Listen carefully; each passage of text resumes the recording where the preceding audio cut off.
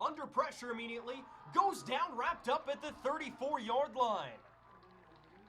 That's Zach Burke back there, swarming in the backfield. He wraps up the quarterback for a huge loss on second down.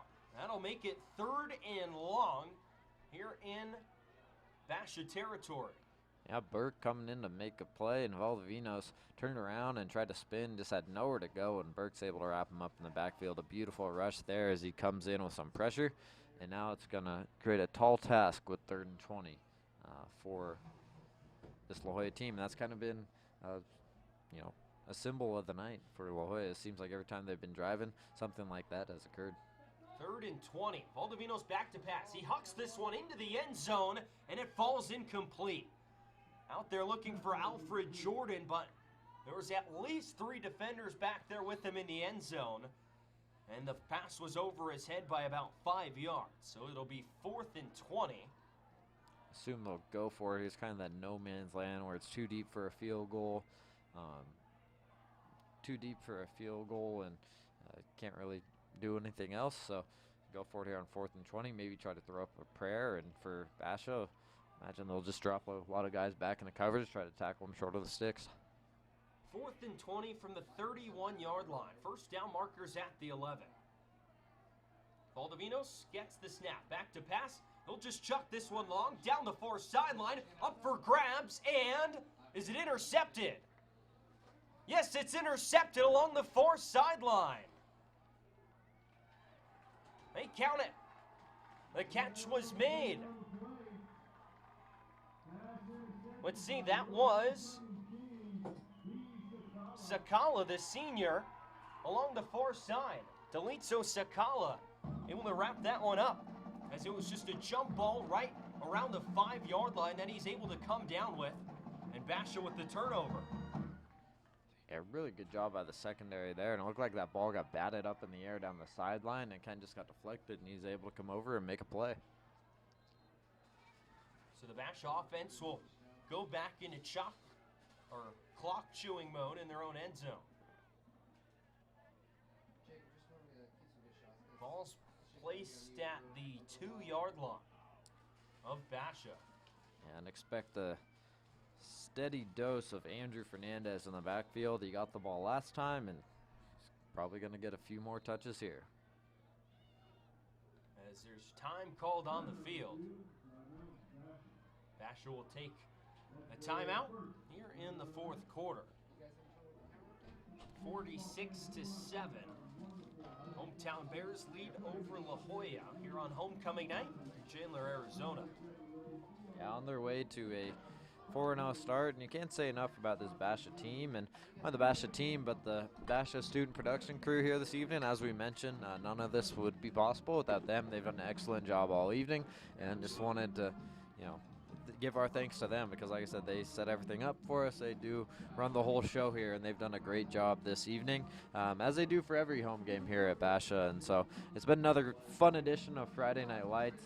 This game was close early on. I wouldn't say so based on the scoreboard right now. The score at 46-7 in favor of the Bears, but sort of tighter than the scoreboard says early on.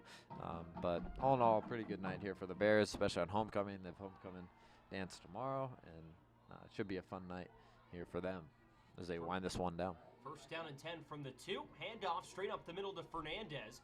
Able to break through the line, drag a defender up to the 4-yard line. A gain of a couple on first down, make it 2nd down and 8. Their finals tonight around the valley. Greenway beats Bradshaw Mountain 36-12. Tempe 18-7 over Flagstaff. Thatcher beats Safford 14-0.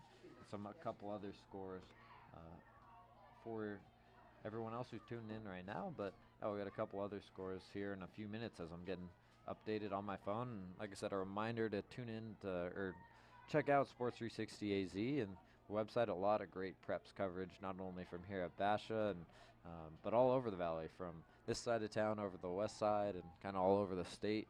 South Point Catholic had a big win last week, and Bijan Robinson, who's committed to Texas, had a big game. And They will tell you all about the local teams and local stories. They do a great job over there. So thank you for tuning into the broadcast this evening, and check out the rest stories on their site. 3rd down and 7 from the 5-yard line. Basha offense just winding down the play clock. Fernandez gets the handoff on 3rd down, tries to get around the edge on the far side, crosses the 10-yard line. He'll be short of the 1st down marker, though, by a couple yards. Another game that just went final. Shadow Ridge 43-14 over Willow Canyon. Higley leads at Rainier Beach late in the 4th quarter, 57-22. So a big win for Higley if they're able to close that one out. Also, Liberty defeated Desert Edge 30-28. That one going down to the wire. So we wind this one down. So it looked like Fernandez got the 1st down on that carry, so it'll be 1st and 10 from the 12-yard line. Handoff given right back up the middle. It's Fernandez again. And he'll get about a yard and a half. It'll make it 2nd down and 8.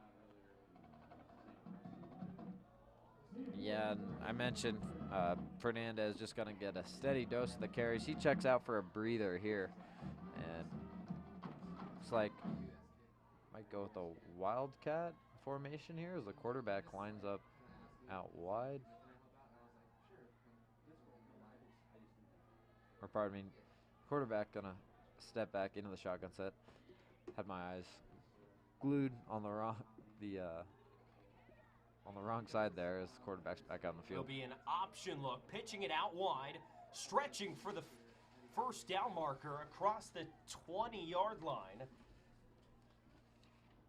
That was Caleb Jones, able to stretch across and move the chains again and keep the clock winding. It's a running clock at this point in the game as well, with the lead being what it is. So those seconds are going to keep on ticking. We wish, we had a time for you, but at this juncture in the game, we mentioned some of the difficulties and some of the scoreboard difficulties tonight with the clock. So they have the time down the field, but we don't have it up in the booth. But we will signal when it's a final here.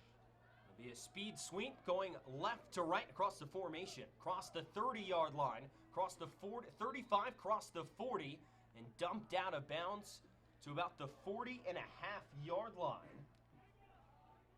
Like that was Carson Bachman, who moved the chains again for Basha. And another 1st down. Yeah, and as we have a moment here, I mentioned that Basha student production crew's done a great job this evening and bringing you this broadcast. We're kind of just the 2 people that they have in air, but they're doing all the work behind the scenes. I want to give a big thank you to a couple of our workers here this evening: Miles Hancock, Kevin Blair, Tommy Richie. I hope I'm getting all these names correct as well. Ethan Chikowski, Jacob Vijon, and Preston Rusk, and the advisor, Dr. S. Justin Pourrois. And like I said, I hope I got all those names right. I apologize to the crew if I butchered them. I'm sure I'll hear about it after the show tonight, but a big thank you to them and just for getting the whole broadcast together tonight. Fumbled handoff on 1st down. We'll see if Clinton managed to get back on it on that read option. And it's going to be La Jolla football, as that handoff didn't go exactly as planned. A miscommunication between quarterback and running back, and the ball just hit the turf. So it's going to be 1st and 10 for La Jolla at the 37-yard line. So La Jolla, a chance to get on the scoreboard one last time before this one winds down. And it's yet to be determined, obviously, Friend. We don't know what his status is at this juncture in the game, but if he's not able to go next week, and they do have, Clanton at quarterback, imagine that would be one point of emphasis this week, is we've seen a couple botched snaps here this evening, but imagine just want to get those clean handoffs and taking care of the football would be a big point of emphasis with the backup quarterback getting possibly the majority of the reps. Like I said, we don't know. We sure hope that Gabe Friend's okay, but if there is any further timeline and Clayton has to step in there, you never know.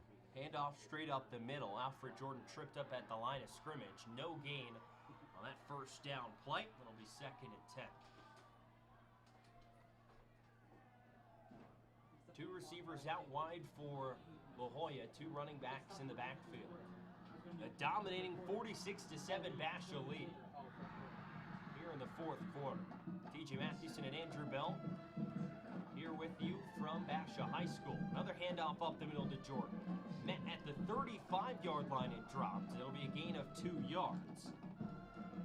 And it will go to 3rd down and 8 as the clock ticks here in the 4th quarter.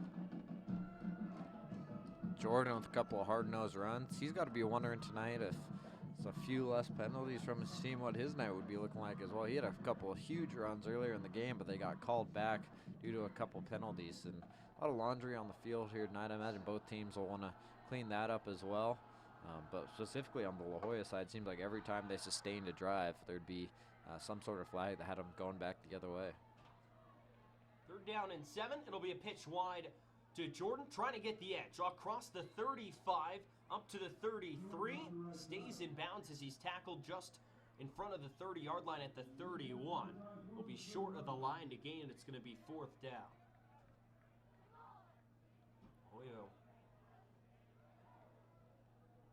See what they decide to do right here.